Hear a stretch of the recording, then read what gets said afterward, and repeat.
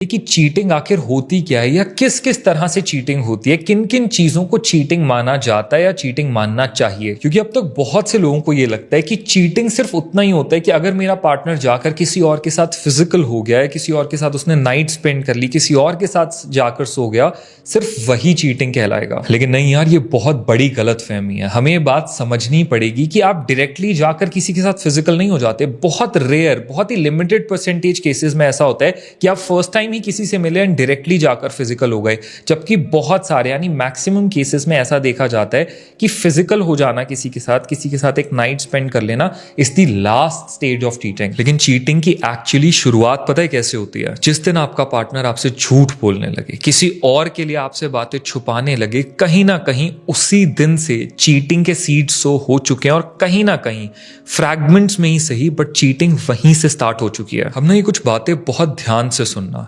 जब आपके होते हुए भी आपका पार्टनर किसी और के बहुत ज्यादा क्लोज होने लगे, कहीं ना कहीं वो भी चीटिंग ही है। जब आपसे ज्यादा उसे किसी और के साथ वक्त बिताना अच्छा लगने लगे, कहीं ना कहीं वहां से चीजें गड़बड़ानी चालू हो चुकी हैं। जब अचानक वो आपसे अपना फोन छुपाने लगे, अपनी चैट्स छुपाने लगे, कभी आपको अपना फोन यूज ना करने दे, जैसे ही आप उसका फोन उठाओ वो अनकंफर्टेबल हो जाए, आपको उसका फोन देखने तक ना दे, तो समझ जाना कि कहीं ना कुछ गड़बड़ वहीं से स्टार्ट हो चुकी है। क्योंकि छुपाते हम सिर्फ वही चीजें हैं जिनमें छुपाने जैसा कुछ होता है। अब यहाँ पे बहुत से लोग बात करेंगे स्पेस की, कि सबका अपना स्पेस होता है, सबकी अपनी प्रिवेसी होती है। और देखो यार, सीधी सी बात है, जब आपका एक लाइफ पार्टनर होता है ना, जब आप अपनी लाइफ किसी के साथ शेयर कर रहे होते हो, जब आपका एक बेटर हाफ होता है, आपका एक पार्टनर होता है, तो आपकी सबसे बड़ी प्रायोरिटी उस वक्त पे होती है उसकी हैप्पीनेस, उसका पीस। अगर उसे किसी चीज पे डाउट्स जा रहे हैं तो डेफिनेटली उन डाउट्स का कोई रीजन होगा, एंड एज अ पार्टनर ये आपकी रिस्पॉन्सिबिलिटी बनती है कि आप अपने पार्टनर के सारे डाउट्स क्लियर करो। अगर आपकी पार्टनर किसी जेन्युइन रीजन की वजह से आपकी किसी फ्रेंड से अनकंफर्टेबल हो रही है, उसे ऐसा लग रहा है कि यार आप उसके जितना क्लोज आजकल रहते हो, आप अपनी फ्रेंड के साथ जितना टाइम स्पेंड करते हो, मुझे वो सही नहीं लगता, मुझे वो अनकंफर्टेबल लगता है। कभी आपकी पार्टनर चाहती है कि एक बार प्लीज मुझे दिखाओ जो आप हर वक्त उससे बातें करते रहते हो,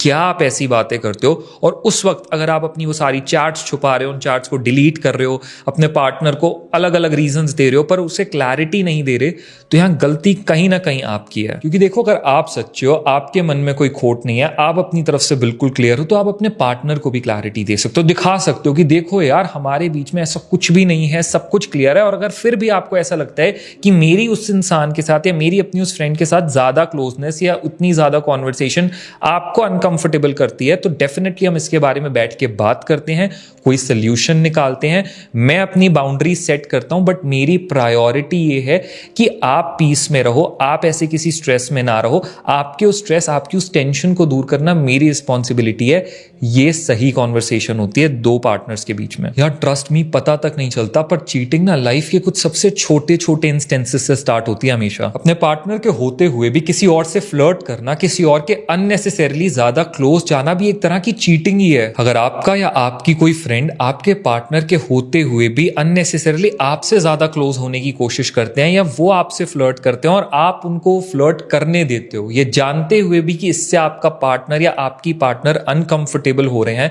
फिर भी कि ठीक है दोस्ती है, उस दोस्ती के नाम पे आप उस फ्रेंड को अपने ज्यादा क्लोज आ जाने देते हो, उन्हें खुद से फ्लर्ट करने देते हो, ये भी कहीं ना कहीं डायरेक्टली इनडायरेक्टली चीटिंग को बढ़ावा देना ही है। अगर अपने पार्टनर के होते हुए भी आप दुनिया को, लोगों को ऐसा लगने दे रहे हो that you are still single या यू आर स्टिल अवेलेबल, कहीं ना कहीं ये भी चीटिंग ही है। देखो यार, सीधी सी बात है, अपने पार्टनर के होते हुए भी अगर आप अपने एसोसिएट्स, अपने कलीग्स, अपने फ्रेंड्स के साथ एक हेल्दी बाउंड्री नहीं क्रिएट कर रहे, उन्हें अपने कितने भी क्लोज आने देते हो, ये जानते हुए भी कि इससे आपका पार्टनर अनकंफर्टेबल होता है, आपकी पार्टनर अनकंफर्टेबल होती है और आपको कोई फर्क नहीं पड़ता, आप कोई बाउंड्री से अबाइड नहीं कर रहे, तो कहीं ना कहीं ये सब एक तरह से चीटिंग की ही शुरुआत होती है। और बहुत बार ना लड़के, लड़कियां, हस्बैंड, वाइफ मुझे आकर कहते हैं कि मेरे पार्टनर ने मुझ पे चीट कर दिया, वो किसी लेडी के साथ या वो किसी गाय के साथ फिजिकल हो रहा था, फिजिकल हो रही थी, मुझे अब जाकर पता चला है। पर फिर जब मैंने उनकी पूरी स्टोरी सुनी, सब कुछ समझा, तब मैंने उन्हें बात बताई कि कहीं ना कहीं कई महीनों से, कई बार कई सालों से आपको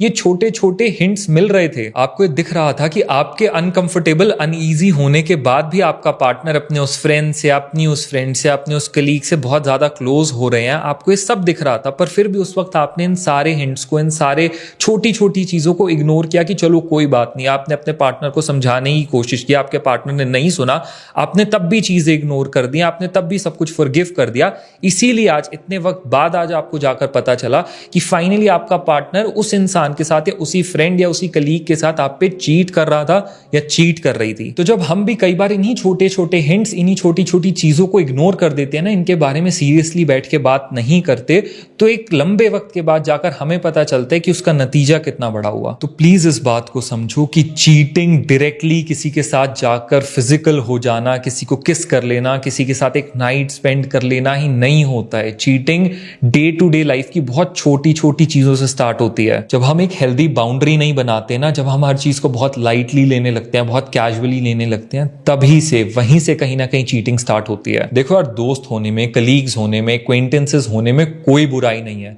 पर हर चीज की एक लिमिट होनी जरूरी है, हर चीज की एक हेल्दी बाउंड्री होनी जरूरी है, और दोनों पार्टनर्स के बीच में कंप्लीट ट्रांसपेरेंसी होनी जरूरी है कि वो एक दूसरे को अपनी लाइफ के बारे में सब कुछ बताएं, सब कुछ शेयर करें। सो आई रियली होप आज की इस वीडियो से आप सब ये बात समझोगे कि चीटिंग ना यार लाइफ की कुछ बहुत छोटी छोटी चीजों से स्टार्ट होती है और फिर कई बार इतना बड़ा एक रूप ले लेती है कि बहुत कुछ बर्बाद कर देती है।